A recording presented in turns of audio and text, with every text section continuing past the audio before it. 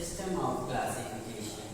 Natural system of classification by means जब हम biodiversity के स्पीसीज को सेपरेट करें तो उनकी हम मॉर्फोलॉजी भी देखें, उनकी एनाटॉमी भी देखें, उनकी हम एम्ब्रियोलॉजी भी देखें, यानी जब पूरी डिटेल जानकारी के साथ अगर हम किसी भी स्पीसीज को अलग अलग कैटेगराइज कर रहे हैं तो उसको हम बोलेंगे natural system of classification.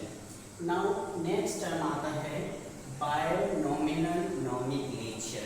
Bye means अब तो हम स्पीसीज को मान लिए सब लोग प्लांट को अलग कर लिए, एनिमल्स को अलग कर लिए, माइक्रो ऑर्गेनिज्म को अलग कर लिए, ये तो अभी तक हम क्लासिफिकेशन के अंदर किए।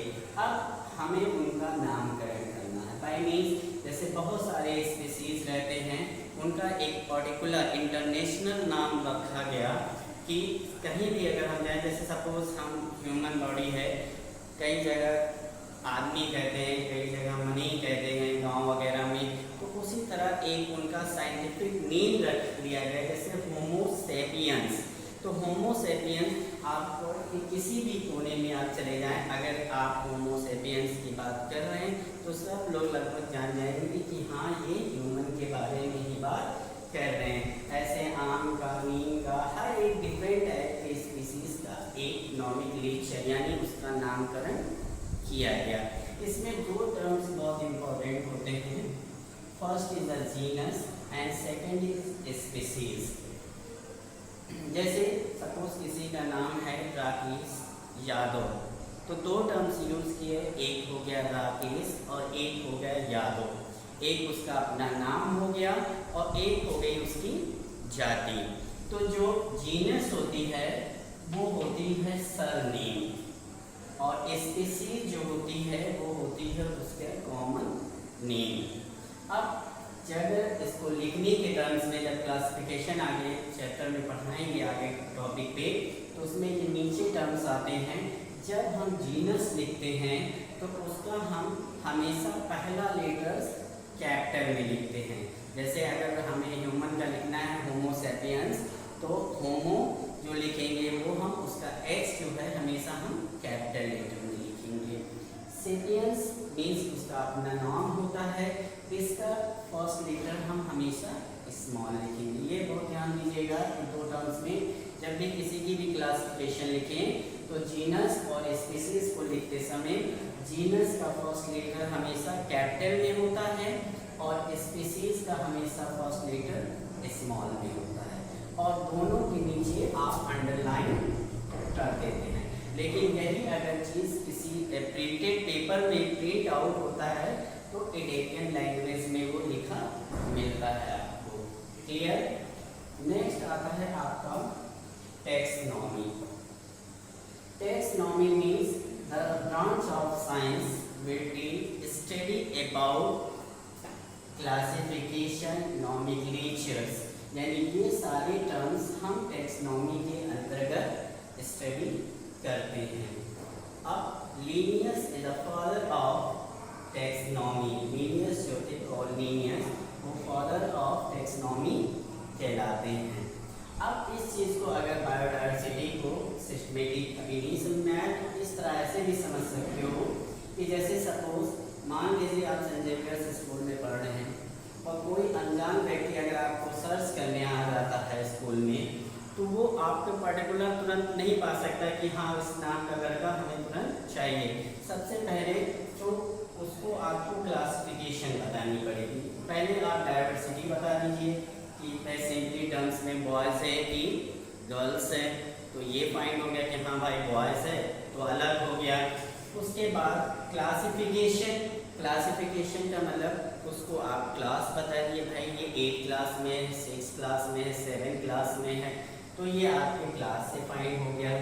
थर्ड आपका आता है नॉमेनक्लेचर, यानी उसका अगर पर्टिकुलर नेम पता हो गया तो और क्लियर है, उस बच्चे का नाम ये है तो क्या होगा वो बच्चा आपको सडन तुरंत मिल जाएगा। अदरवाइज अगर आप इस सिस्टमेटिक मेथड का यूज़ नहीं करते तो पूरे स्कूल में ढूंढते रहेंगे, वो बच्चा आपको आसानी से नहीं मिलेगा। इसके आगे आपका टर्म्स आता है हायरार्की ऑफ क्लासिफिकेशन, यानी क्लासिफिकेशन को डिफाइन करने के लिए अलग अलग टर्म्स फाइंड किए गए। उन टर्म्स में आपका आता है number 1, first is kingdom, second kingdom को दो पार्ट्स में डिवाइड किया गया है, first is phylum, second is division. Division phylum के बाद आपका आता है क्लास, ऑर्डर, फैमिली, जीनस और स्पीसीज। हायरार्की में क्लासिफिकेशन के टर्म्स में ये टर्म्स यूज किया। सबसे पहले किंगडम, फाइलम और डिवीजन। यहाँ पे भी ये ध्यान देने वाली बात है कि जब भी हम दो टर्म्स अगर एनिमल्स की क्लासिफिकेशन कर रहे हैं तो फाइलम के बाद हम किंगडम के बाद हम क्या लिखेंगे, फाइलम लिखेंगे। और अगर हम सपोज प्लांट की क्लासिफिकेशन कर रहे हैं तो फाइलम किंगडम के बाद हम क्या लिखेंगे, डिवीजन। यहाँ इस चीज़ को आप गलती नहीं करिएगा, हमेशा ये ध्यान रखिएगा कि जब एनिमल्स की क्लासिफिकेशन करेंगे तो किंगडम के बाद फाइलम यूज करेंगे, और अगर जब हम प्लांट की क्लासिफिकेशन कर रहे हैं तो किंगडम के बाद हम डिवीजन लिखेंगे। उसके बाद क्लास आता है, ऑर्डर आता है, फैमिली आती है, जीनस और स्पीसीज।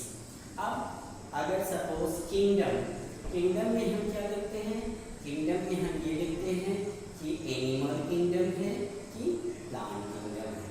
अगर मान लीजिए एनिमल के बारे में स्टडी कर रहे हैं तो किंगडम क्या होगा, एनिमलिया हो जाएगा। अगर प्लांट की स्टडी हम कर रहे हैं तो क्या हो जाएगा, प्लांटिया हो जाएगा। सेकेंड, अगर हम एनिमल्स की स्टडी कर रहे हैं तो हम फाइलम यूज करेंगे। तो फाइलम में हम क्या लिखेंगे, एनिमल किंगडम में फाइलम दो होते हैं, कॉर्डेटा और नॉन कॉर्डेटा। अगर कॉर्डेटा है तो कॉर्डेटा लिखेंगे, और अगर नॉन कॉर्डेटा है तो हम नॉन कॉर्डेटा यूज करेंगे। सेम इसी तरह डिवीजन है। डिवीजन में प्लांट दो तरह के होते हैं, क्रिप्टोगैमी और पेनेरोगैमी। अगर क्रिप्टोगैमी प्लांट है तो हम डिवीजन के आगे क्या लिख देंगे, क्रिप्टोगैमी। नेक्स्ट आपका आता है क्लास। क्लास में आपका सब डिवीजन होता है। जैसे अगर हम एनिमल्स की स्टडी कर रहे हैं तो एविस हो सकता है, मैमल्स हो सकते हैं, रेप्टाइल्स हो सकते हैं। तो उसमें जैसे अगर मान लीजिए सपोज ह्यूमन बीइंग्स के बारे में हम क्लासिफिकेशन कर रहे हैं तो क्लास में क्या हो जाएगा, मैमेलिया हो जाएगा। नेक्स्ट ऑर्डर में हम लिखते हैं कि किस समय का है, मॉडर्न है, एंशिएंट टाइम्स में, फ्यूचर टाइम्स में, किस टाइम का है, उसमें हम ऑर्डर में उसको इंक्लूड करते हैं। नेक्स्ट फैमिली, जीनस और स्पीसीज, ये सबके आपके अलग अलग होते हैं, इसको आपको थोड़ा स्टडी करना पड़ेगा। अब क्लासिफिकेशन को भी आगे बढ़ाने के लिए कई टर्म्स में अलग अलग साइंटिस्टों ने अपना अलग अलग व्यू दिया। तो सबसे पहले आया 2 किंगडम ऑफ क्लासिफिकेशन, उसके बाद आया 5 kingdom of classification. 2 kingdom of classification में सबसे पहले जब क्लासिफिकेशन किया गया तो 2 ही टर्म्स में उसको हुआ, यानी प्लांट को अलग कर लिया गया और एनिमल्स को अलग कर लिया गया। अब प्लांट को भी उन्होंने क्या किया, 3 टर्म्स में बांटा, एक हर्ब, शर्ब और ट्री। और जो एनिमल्स थे उनको 2 टर्म्स में बांट दिया, एक रेड ब्लड ग्रुप्स और एक without red blood groups. Okay, thank you.